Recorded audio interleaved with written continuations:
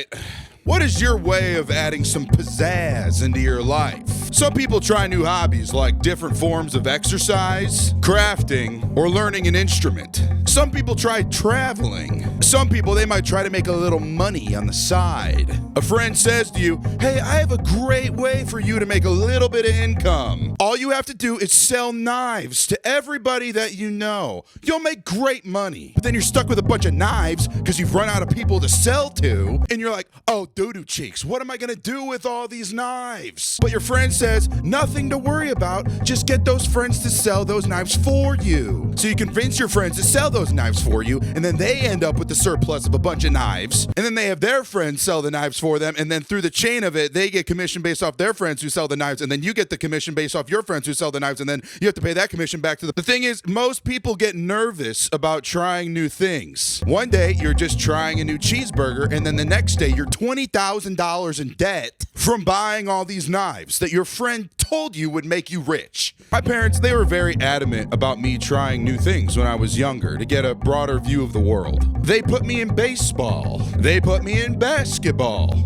They put me in soccer. My passion and purpose, it ended up being guitar, but another thing entered my life that I tried organically for the first time at a young age.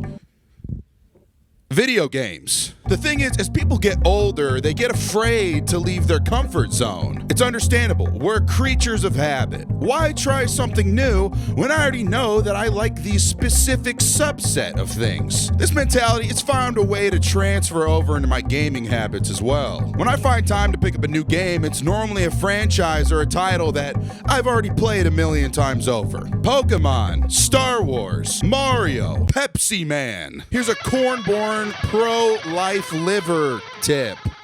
The best way to leave your comfort zone is by staying inside of your comfort zone. For example, like if you're into exercising, find a new class where you can stay active but engage in some sort of new physical activity. And like if you're into cooking, just try a new recipe that you thought that you would never be interested in trying. But then like if you're into gaming like me, a perfect way to get out of that comfort zone is still game, but try a different game that you've never played before. So I was looking to try something new, but also something that I had already heard had a pretty great reputation. So I decided to take a look into a series of games on a console that I had personally never played before. I am way too deep into Nintendo 64, GameCube, PS2, Game Boy. So that leaves me with a few options here. Let's check out the Super Nintendo. Okay, yeah, this has a decent catalog of games. Let's take a look and see what it's all about. I played Mario. I played Metroid. You know what? I think it's time that we take a deep look into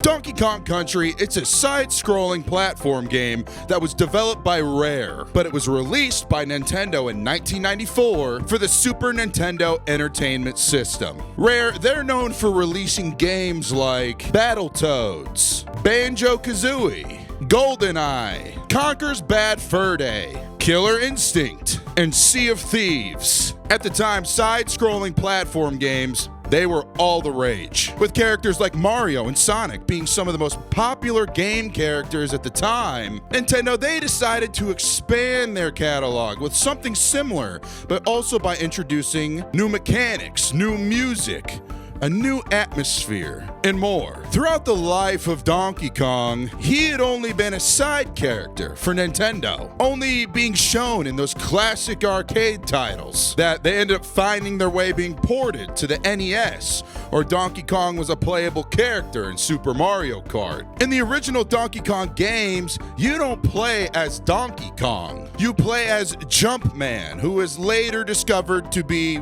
Mario. Donkey Kong Country was the first introduction to home consoles where you interact as Donkey Kong as the protagonist, fighting up against villains and collecting items and completing the platforming levels. Throughout the course of this game, there are 40 different levels for the player to explore, and after you've collected every item in 100% every level, then you have 100% completed the game.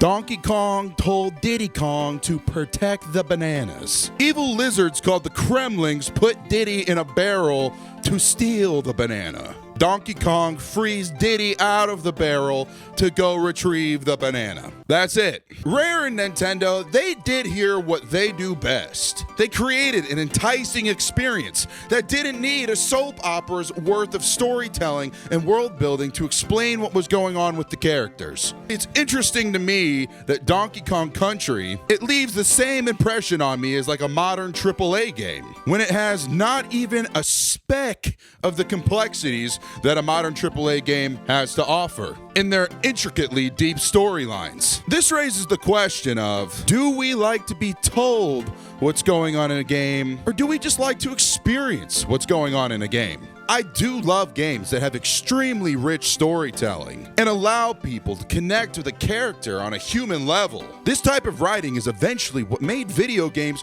comparable to movies or TV shows or books as a storytelling medium. But sometimes I don't want to just have to balance the interpersonal relationships of characters in video games. Because I mean, at the end of the day, like I just said, that's kind of what I have TV shows and movies and books for. Sometimes I just want to collect banana. A lot of older Nintendo IPs like Donkey Kong Country, they're not focused on creating the most intricate storytelling possible. They focus more on creating the greatest gameplay experience possible with the hardware that was provided at the time. Throughout your playthrough of Donkey Kong Country, there are 7 different stages that you will have to complete. Congo Jungle, Monkey Mines, Vine Valley, Gorilla Glacier, Kremlock Industries Incorporated, Chimp Caverns, and Gangplank Galleon. The world design here, it is interesting because it shows you the areas of a once primal island being destroyed by the enemies known as the Kremlings. You start off in the jungle home of Donkey Kong. Then you go off to the mines that the Kremlings are using to collect their resources. Then you travel through different areas of the island until eventually you get to the Kremlings' factory and King R. Cruel's giant pirate ship that he lives on. Alright then. The different worlds here, they all bring a new atmosphere and environment for Donkey and Diddy Kong to be able to go out and explore. But we can't talk about worlds without talking about Donkey Kong's iconic art style. One aspect of the game that makes it iconic and memorable for years to come, it's the use of pre-rendered graphics. Using pre-rendered graphics in the 90s was probably the equivalent of showing cavemen fire for the first time. Up until pre-rendered graphics, games look like this. While these types of graphics, they don't particularly look bad, it just kind of felt like they were minor upgrades from the systems that previously came before them. But then with pre-rendered graphics, Donkey Kong Country came along looking like this. Up until this point, character designs, they were made on bitmaps. They were individually drawn out to replicate a character design within a video game. It created the iconic pixel art style that we know today. But with pre-rendered graphics, this meant that graphics were made in a 3D animating software and then flattened down into a 2D image, allowing for more detail to be shown on a character's sprite. This was revolutionary at the time, especially when Nintendo and Sega, they were fighting over who had the most powerful console on the market and who could bring home the most realistic graphics to a home console experience. This was the equivalent of the space race for video games. Innovation was everything, and Nintendo absolutely nailed it with Donkey Kong. While the worlds and the art style here, they found a way to stand out from the crowd from any of the other games that were on the market at the time, there is one massive aspect of this game that people still enjoy to this day.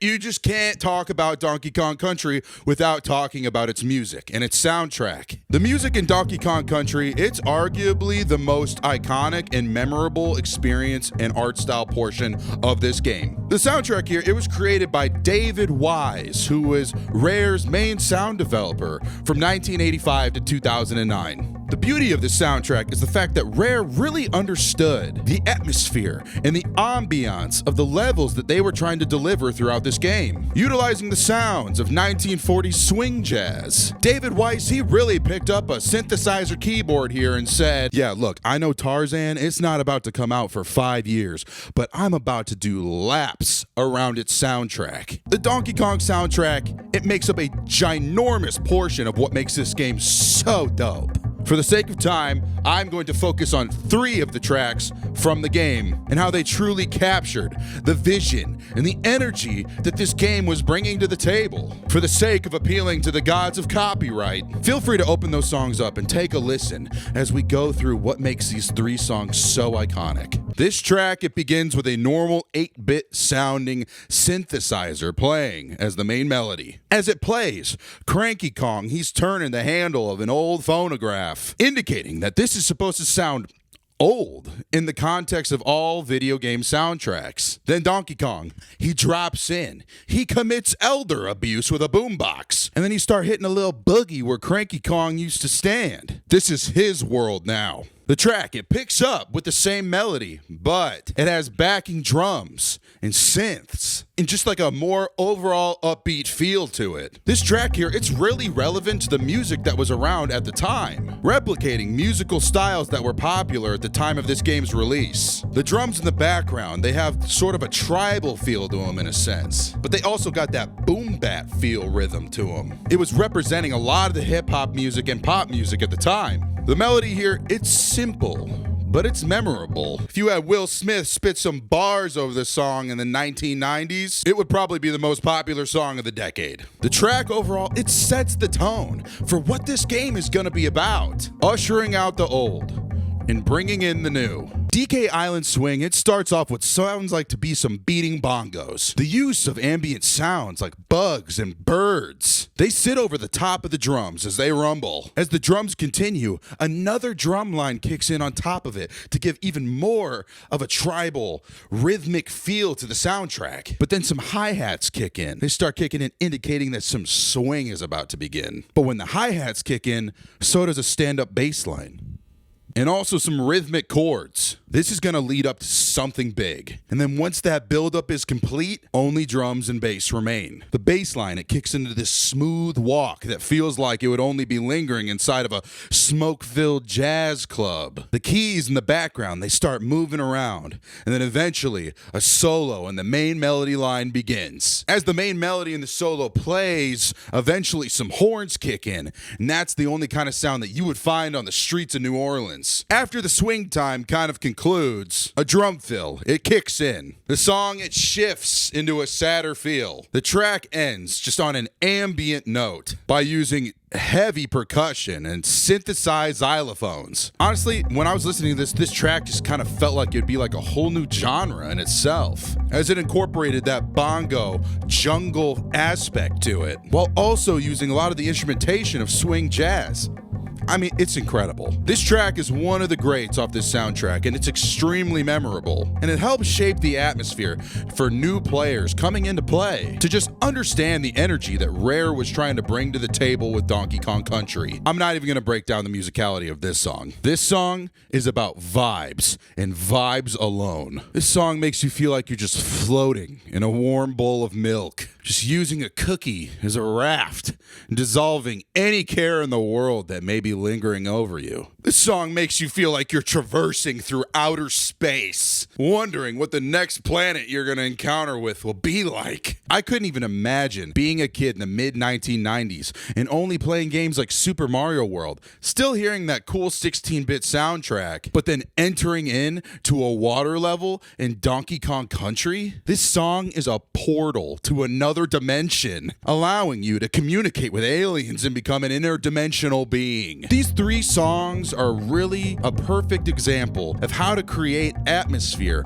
and ambiance with just music. And they just add so much character to this game. Speaking of character, when this game was created, there were really only 2 main characters that existed within the Donkey Kong universe, outside of Mario: Donkey Kong and Donkey Kong Jr. Rare knew that there was absolutely zero source material when it came to creating characters for this new game. To start off the expansion of the franchise, they told Donkey Kong Jr. to get lost, and they decided to introduce a newer, younger, more brand loyal character to be an accomplice to Donkey Kong. Rare, they didn't want Diddy Kong to share a similar build as Donkey Kong, so they decided to base him more on a spider monkey and make him smaller and more agile than Donkey Kong himself. Fun fact, he was actually originally supposed to be named Dinky Kong, which I personally think would have gone way harder. There are 3 other Kongs that are introduced throughout your playthrough here to help you save, to travel throughout the maps, or just get absolutely demeaned by old guy sarcasm. Cranky Kong, he's an old ass orangutan that looks like his face would be used on a Dia de los Muertos pepper shaker, and he's constantly just chilling in a rocking chair with some of the craziest drip that I've ever seen in my entire life. Did you see that sweater vest? Damn, I didn't know he had game like that. Is that Burberry? Damn! Cranky Kong's locations are spread out in a bunch of little cabins across the different maps to give you sassy little tips and tricks on how to defeat the next upcoming boss. The function of Candy Kong is she gives you the ability to save your progress while you're working your way through the different worlds. Mind you, this is normally after you beat 5 or 6 levels. If you died before meeting Candy Kong, like if there's 5 or 6 levels and you died on the 5th one, you would have to go all the way back and start your way through until you get to Candy Kong. Right here, this is really when I had a retrospective moment. I had to channel my ancestors like I was the Avatar. You couldn't just save your progress whenever you wanted? Like every modern game ever? You had to make it to a specific part of the world before you could save? This is rough. I'm not gonna lie. This is rough. Thankfully, I grew up in a world where I could just save wherever, so this was really like a foreign concept to me. Might be showing my age. When I was in my most recent playthrough of the game, I barely utilized her at all, except for as kind of like a backup, and we'll talk a little bit more about that later. Besides saving and giving my brain a nice tingle, Candy Kong, she serves no other purpose. The one other Kong that is introduced for the first time in this series is my teacher, my architect, the one that I want to be more than anybody else. Well, if you don't know who this is, well, it's Funky Kong. This was the first time that our savior ever made an appearance in a Nintendo title. Funky Kong, he allows you to travel back to any level that you've ever completed by going into his flight booth, hopping in his little plane and zooming around the map, and then you can drop back in and replay that level, allowing you to traverse worlds that normally wouldn't allow you to exit without him. Here's a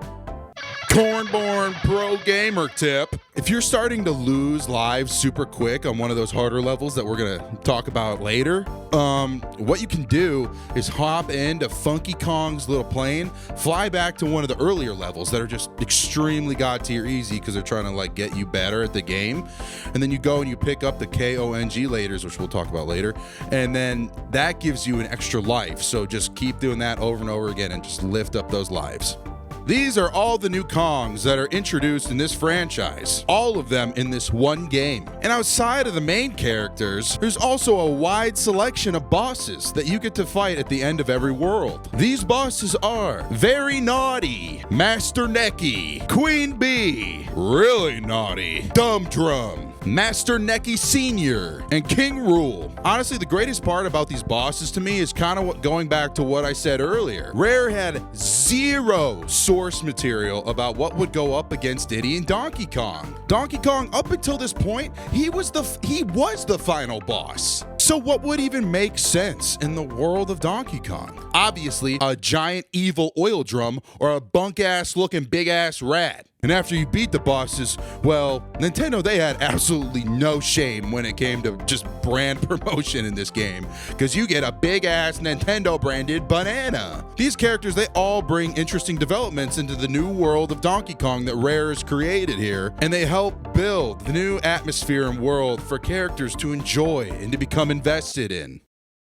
Donkey Kong Country is a side-scrolling platformer. They didn't really reinvent the wheel here, right? As Nintendo already had a giant, massive cash cow that had basically similar characteristics to Donkey Kong Country. But Donkey Kong Country, it is different from Nintendo's Massive Cow. While it offers side-scrolling platforming levels, it offers some new and different collectibles and new and different gameplay mechanics for characters to enjoy. One of the newest features here is that you actually get to play as two characters at once throughout your journey. Donkey and Diddy Kong are both available for you to switch in between to help you maneuver throughout the levels. Donkey Kong, he's stronger and he allows you to defeat larger enemies. But Diddy Kong, he's smaller, but he's more agile, so he allows you to hit those sweeter jumps. To unlockables, or to help you maneuver across a platforming section just a little bit easier than Donkey Kong, who carries all that weight. You need to utilize both of these characters throughout your playthrough to effectively defeat enemies, hit some sweet jumps, or find your way into the secret rooms.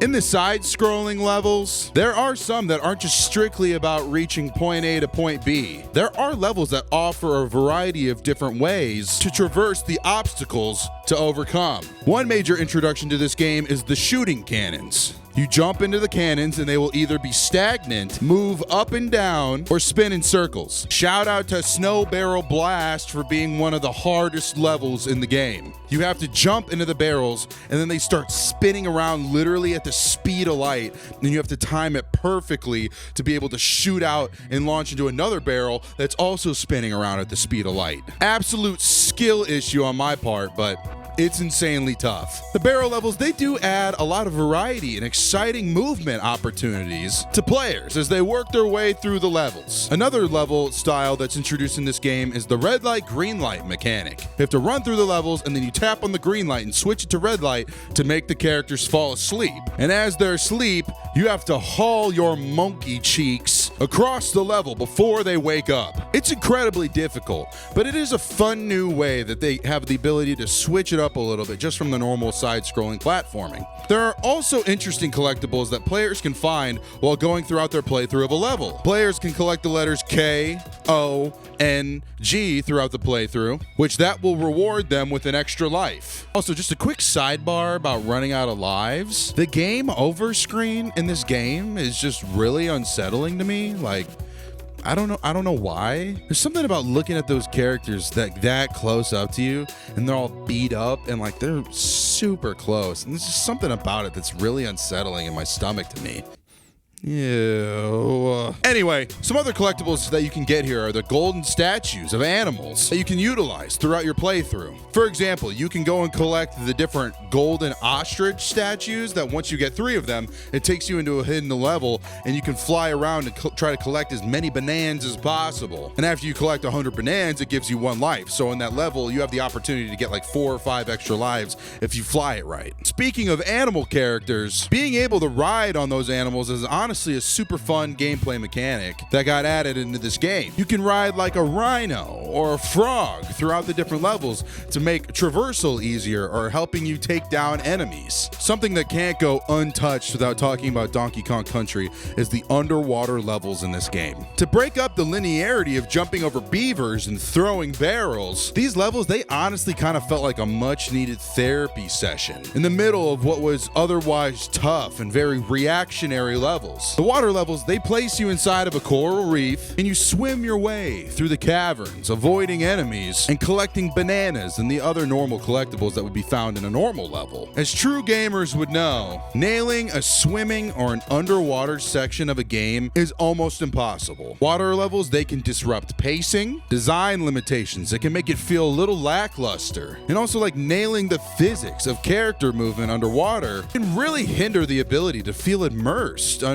with an underwater experience. Donkey Kong Country, it stands victorious as the champion of water levels. You would have thought that the game developers just went and sat in an aquarium for a week straight and all they did was just take notes. In this game, it just found a perfect way to emulate that feeling of just swimming through cavernous waters. Swear to God, they should have put Rare in charge of that Titan submarine because that shit would have never happened on Rare's watch. As we talked about earlier, the music in those underwater levels, that's honestly what made like half of the immersion experience here. For example, look at what a water level would look like with literally any other sort of music.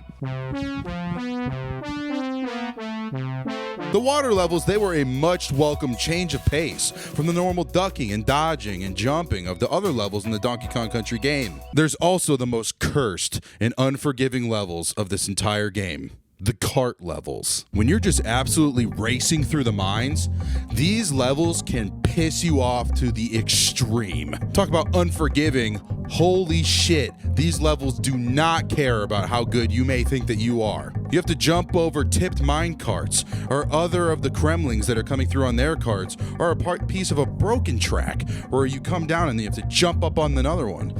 I mean, all that in the context, it sounds easy, right? But it's not even those things. It's the fact that you have to do all of those within split seconds. You cook down a track and at the absolute notice, you have to jump. I had to play these levels like tens to hundreds of times to know exactly when that next enemy was gonna come or when that next jump was gonna happen. They were a challenge, and I enjoyed that challenge. All of these gameplay elements that I just talked about before, they all boil down to having the mastery of one specific skill set that's gonna help you advance throughout this game.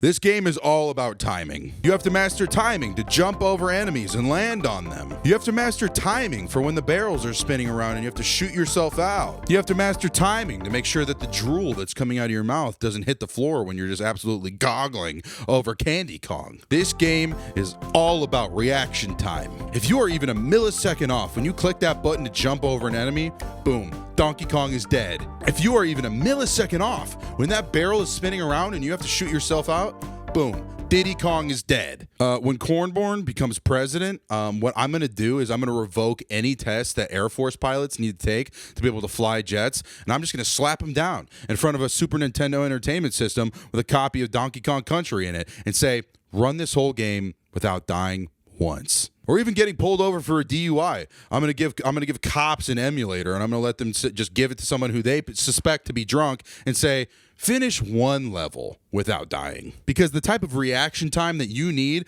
to be able to play this game is almost God tier. Timing is just such a crucial aspect of this game that if you can't figure out the perfect timing to jump over an enemy or shoot out of a barrel or even just dodge the attacks of bosses or other enemies, you will be absolutely furious and you'll want to lay in a chicken coop and sprinkle feed all over your eyes, let the chickens come out and just scratch the literal soul out of your eye sockets. And look, obviously I'm being dramatic, but it can be frustrating when you've tried the minecart level 4,000 times and continue to miss a jump, or you keep getting slapped by the Kremlings. Timing is key to this game. But I'm not perfect. I couldn't run some of those extremely challenging levels from front to back. And this is where save states come in. I'm going to say something right here that might get me absolutely burned at the stake by retro gaming purists. I utilize save states in my device that rhymes with a shmemulator more times than I think I blinked while playing this game. I'm not going to lie, right before some of the most hardest parts of a level, like if I knew that there was an obstacle coming up, I would put a save state right there, and then I would load it up, and I would treat those obstacles like different levels in my mind. My philosophy here is I feel like you should use save states whenever you think it's going to help you enjoy the game the most, and whatever will help you finish the game and experience everything that it has to offer. Why not use a tool that's offered to you that's going to make any life experience easier or even just more enjoyable? And some people, I respect it. They love the challenge. They'll plug in their old SNES to a CRT TV and they'll raw dog a whole run of Donkey Kong Country, and that's cool. I respect that, and I respect you. It's just not for me, especially on a first playthrough of a game like this that requires as many micro inputs as it does. Look, call it a skill issue. Call it being lazy. Call it not playing the game the way that it was originally intended to be played. That's fine, but I like completing things with any of the tools that are around me to be able to help me complete that task. It's not cheating. It's just being resourceful. Because look, these levels are very challenging and they are intense, but all of these new additions and utilization of skill and using the new tools that are offered to us by modern technology, it can make the gameplay of this game totally fun. While the story, music, worlds and art, characters, and gameplay, they make this game incredibly dope. There's one thing that stands out to me that makes this game just absolutely unbeatable, and other games like it. The fact that Rare found a way to cram all of this beautiful atmosphere, gameplay, in music onto basically just like a floppy disk, that's cheese as hell. If you haven't noticed, a lot of modern game developers now, they love to take advantage of that SSD that's sitting inside of your console and use up all of the storage possible just for a game. The reason for this? Half of games nowadays are just movies. For example, Spider-Man 2 on the PS5 has almost 5 hours worth of cutscenes. HowLongToBeat.com reports that beating the entire main story of Donkey Kong Country can take up to 4 hours to beat the entire main story. Big difference in personal time usage here. For reference, a Super Nintendo cartridge could hold up to 118 megabytes worth of data. To reference Spider-Man 2 again, well, Spider-Man 2 takes up